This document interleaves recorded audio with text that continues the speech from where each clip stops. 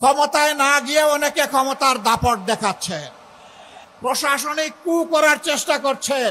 আগামী নির্বাচনে চলে বলে কৌশলে কেউ কেউ আমরা শুনতে পাই বিভিন্ন জায়গায় বসে ষড়যন্ত্রের জাল বুনছেন। জনগণ ভোট দেওক না দেওক, ক্ষমতায় আমাদেরকে যেতে হবে। বন্ধুগণ, বেলা শেষ, দিনও শেষ, ওই সূর্য ডুবে গেছে। এ বাংলাদেশে এটা আমরা হতে দেব না ইনশাআল্লাহ।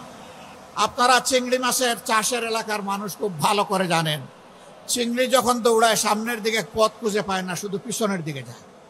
মনের জ্বালায় অনেকে আমাদের ব্যানার, ফেস্টুন, প্লেকার্ড, আমাদের পোস্টারগুলো ছিঁড়ে খান খান করে ফেলছেন। রাস্তার পোস্টার ছিঁড়তে পারবা, বুকের পোস্টার ছিঁড়তে পারবা না।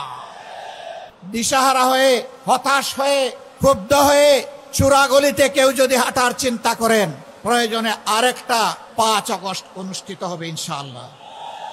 এই ঐক্যই আগামী দিনে বাংলাদেশের জাতীয় সংসদে যাবে বিজয়ীর বেশে ইনশাআল্লাহ।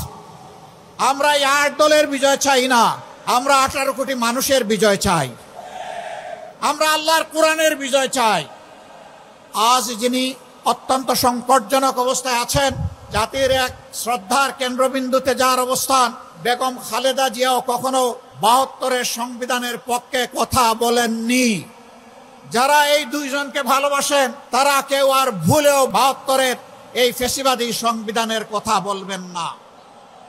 সম্মানিত বন্ধুগণ, আজকে আপনারা যারা এখানে এসেছেন তারা খুলনার জনগণের, আপামর জনগণের প্রতিনিধি হয়ে এসেছেন। আমরা আপনাদের কাছে অনুরোধ জানাবো, ব্যক্তিগতভাবে এই নেতৃবৃন্দ খুলনার প্রত্যেকটি ঘরে, অন্তত প্রত্যেকটি এলাকায় গিয়ে যদি জনগণকে সালাম দিতে পারতেন খুব ভালো হতো। কিন্তু 18 কোটি মানুষের এই দেশে সারা বাংলাদেশে নেতৃবৃন্দকে দৌড়াতে হবে। এ কাজটা তাদের পক্ষে এককভাবে সম্ভব হবে না। তবে আপনারা যদি সবাই সিদ্ধান্ত নেন, আপনারা এই নেতৃবৃন্দের আওয়াজের প্রতিধ্বনি প্রত্যেকটা ঘরে ঘরে পৌঁছে দেবেন, তাহলে অবশ্যই এটা আপনাদের পক্ষে সম্ভব হবে। এই নেতাদের অ্যাম্বাসেডর হয়ে আপনারা সকলে এখন থেকে প্রত্যেকটি গ্রামে, প্রত্যেকটি ঘরে ছড়িয়ে পড়ুন। জনগণ আলহামদুলিল্লাহ আপনাদের পাশে আছে।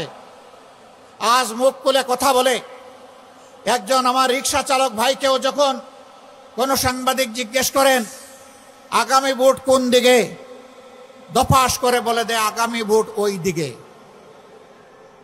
আপনাদের দিকে, ঐক্যের দিকে,